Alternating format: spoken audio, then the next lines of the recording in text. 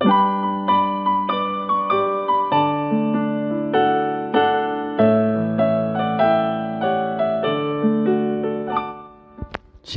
salam sejahtera bagi Bapak Ibu, saudara-saudara, anak-anak yang dikasihi oleh Tuhan Yesus Kristus.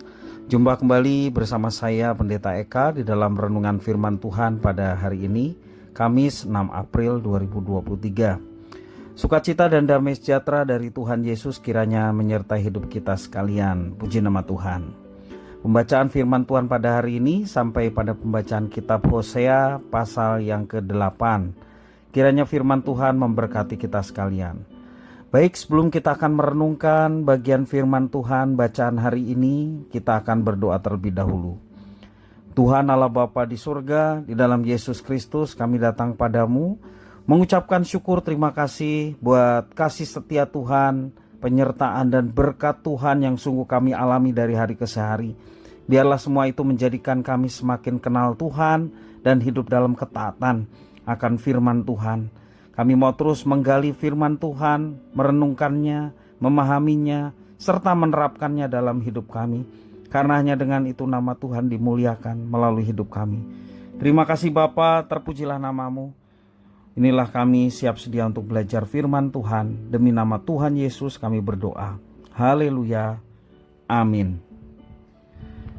Bapak Ibu Saudara-saudara, saya akan membacakan dalam Hosea pasal yang ke-8 ayat 1 sampai 14. Demikian firman Tuhan. Tiuplah sangkakala, serangan laksana Raja Wali atas rumah Tuhan. Oleh karena mereka telah melangkahi perjanjianku dan telah mendurhaka terhadap pengajaranku. Kepadaku mereka berseru-seru, "Ya Allahku, kami Israel mengenal Engkau." Israel telah menolak yang baik, biarlah musuh mengejar dia. Mereka telah mengangkat raja tetapi tanpa persetujuanku. Mereka mengangkat pemuka tetapi dengan tidak setahuku. Dari emas dan peraknya mereka membuat berhala-berhala bagi dirinya sendiri, sehingga mereka dilenyapkan. Aku menolak anak lembumu, hai Samaria. Murkaku menyala terhadap mereka sampai berapa lama tidak dapat disucikan. Orang-orang Israel itu dibuat oleh tukang, dan itu bukan Allah. Sungguh akan menjadi serpih anak lembu Samaria itu. Sebab mereka menabur angin, maka mereka akan menuai puting beliung. Gandum yang belum menguning tidak ada pada mereka. Tumbuh-tumbuhan itu tidak menghasilkan tepung, dan jika memberi hasil maka orang-orang lain menelannya.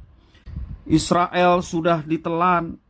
Sekarang mereka ada di antara bangsa-bangsa seperti barang yang tidak disukai orang. Sebab mereka telah pergi ke Asyur bagaikan keledai hutan yang memencilkan diri. Efraim telah membagi-bagi hadiah cinta. Sekalipun mereka membagi-bagi hadiah itu di antara bangsa-bangsa, sekarang ini aku akan mengumpulkan mereka, dan sebentar lagi mereka akan berhenti mengurapi raja dan para pemuka. Sungguh Efraim telah memperbanyak mezbah. Mezbah-mezbah itu menjadikan mereka berdosa. Sekalipun kutuliskan baginya banyak pengajaranku, itu akan dianggap mereka sebagai sesuatu yang asing. Mereka mencintai korban sembelihan. Mereka mempersembahkan daging dan memakannya. Tetapi Tuhan tidak berkenan kepada mereka. Sekarang Ia akan mengingat kesalahan mereka dan akan menghukum dosa mereka. Mereka harus kembali ke Mesir. Israel telah melupakan pembuatnya dan telah mendirikan istana-istana.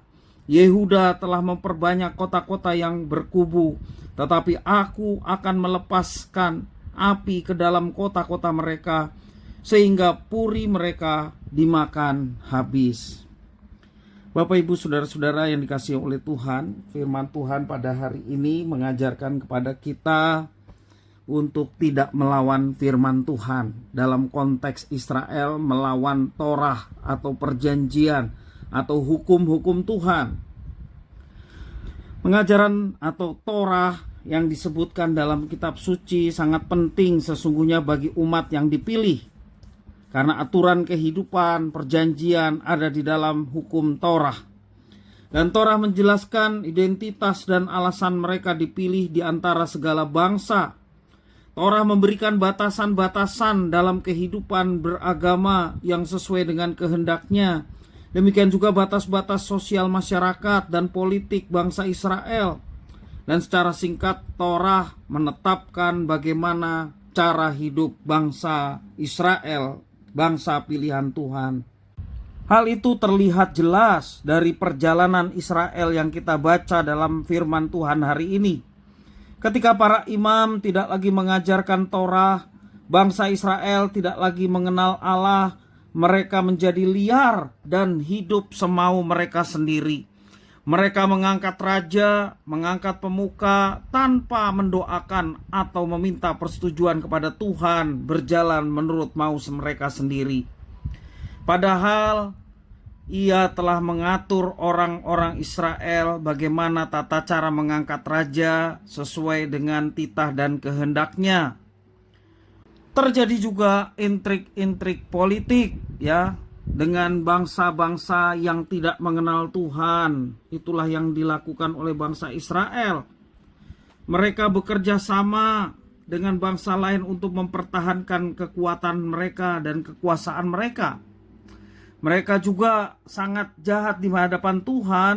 Mereka membuat patung, mereka mendirikan mezbah, dan menjalankan ritual bukan ritual agama yang telah ditetapkan Tuhan melalui Musa, tetapi ritual agama orang-orang kafir.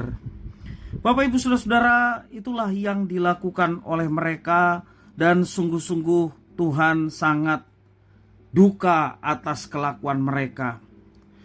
Sebenarnya Torah juga melarang tindakan untuk membuat patung dan menyembah, tetapi mereka lakukan itu karena mereka melupakan Tuhan yang telah mengikat perjanjiannya di dalam Torah. Tuhan yang menciptakan mereka lupakan demi menyembah ilah-ilah yang disembah oleh bangsa lain.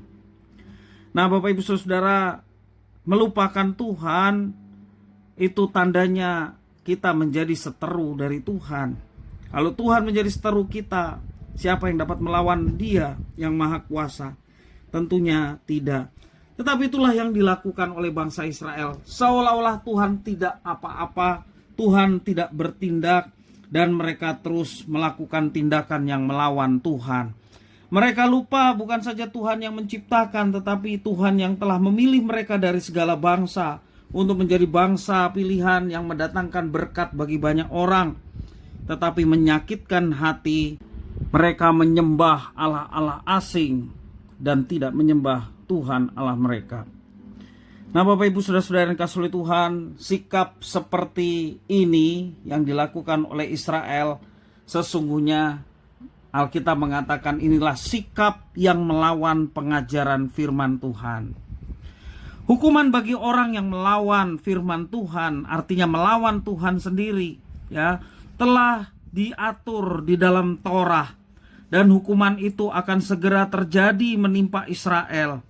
Api yang menghanguskan melambangkan murka Tuhan yang akan datang melalui peperangan yang akan menghanguskan dan memusnahkan setiap kota sehingga istana raja. Upaya politik dan ritual keagamaan sekalipun tidak akan dapat menghindarkan mereka dari kehancuran. Mereka menjadi bangsa yang terbuang di antara bangsa-bangsa. Seruan dan korban persembahan mereka pun akan ditolak oleh Tuhan. Sehingga apapun yang mereka perbuat sepertinya percuma dan sia-sia. Firman Tuhan pada hari ini bertujuan untuk menuntun kita kepada keselamatannya yang telah ada di dalam Kristus Yesus. Firman-Nya bermanfaat untuk mengajar, menyatakan kesalahan, memperbaiki kelakuan, dan mendidik orang dalam kebenaran. Melawan firman Tuhan itu membawa diri kita sendiri ke dalam kehancuran dan kesusahan, juga penghukuman yang sangat berat, jauh dari apa yang kita bayangkan. Bapak Ibu Saudara-saudara, sekali lagi hidup itu adalah anugerah. Mari kita pergunakan anugerah, yakni waktu hidup kita, untuk mengisi hal-hal yang membangun, yakni kebenaran firman Tuhan yang terus kita baca dan renungkan setiap hari, sehingga yang ada dalam pikiran kita adalah bagaimana caranya untuk menggenapi firman Tuhan, bukan justru untuk melawan Tuhan. Jadi kesempatan hidup yang diberikan Tuhan adalah kesempatan untuk menerapkan firman Tuhan, kesempatan untuk mengabdikan diri kepada Tuhan. Karena kalau kita mengabdikan diri kepada Tuhan dan itu menjadi bagian kita, Tuhan yang akan terus menyertai dan memberkati, bahkan mencurahkan berkat-berkat yang tidak pernah kita pikirkan. Tuhan yang menyediakan tepat pada waktunya. Bapak Ibu Saudara, pembelajaran dari Israel yang telah melawan Taurat Tuhan, demikian menjadi pembelajaran kita. Jangan kita menolak firman Tuhan. Bersyukurlah kalau engkau ditegur firman Tuhan. Bersyukurlah kalau engkau mendapatkan nasihat yang terbaik dari firman Tuhan. Jangan keraskan hati, bertobat dan kembali kepada Tuhan. Mohon pimpinan Roh Kudus untuk kita dapat mampu melaksanakannya. Dan Bapak Ibu Saudara, dengan kita melakukan firman, dengan demikian kita mau mengupayakan juga mematikan penyakit rohani, yakni dosa. Yang menghalangi hubungan kita dengan Tuhan adalah dosa. Maka kita berkomitmen untuk taat dan dengar-dengaran firman Tuhan. Maka kita juga harus meninggalkan dosa, suatu tindakan yang melawan Tuhan. Dan semua itu mendatangkan kesusahan bagi kita yang sudah dipilih oleh Tuhan. Jangan kita menyimpang. Mari kita tetap berjalan bersama dengan Tuhan. Taatilah firman Tuhan dengan sukacita. Maka alamilah penyertaan dan berkat-Nya yang sungguh nyata dalam hidup kita. Puji nama Tuhan. Kiranya firman Tuhan memberkati kita sekalian. Mari kita berdoa.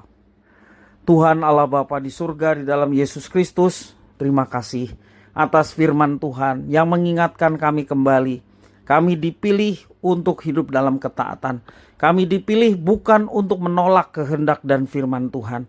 Kami dipilih untuk melaksanakan firman Tuhan dan kehendak Tuhan. Karena hanya itulah nama Tuhan dipermuliakan. Terima kasih ya Tuhan atas firman-Mu. Jadikan kami menjadi pelaku-pelaku firman. Demi nama Tuhan Yesus kami berdoa. Haleluya. Amin.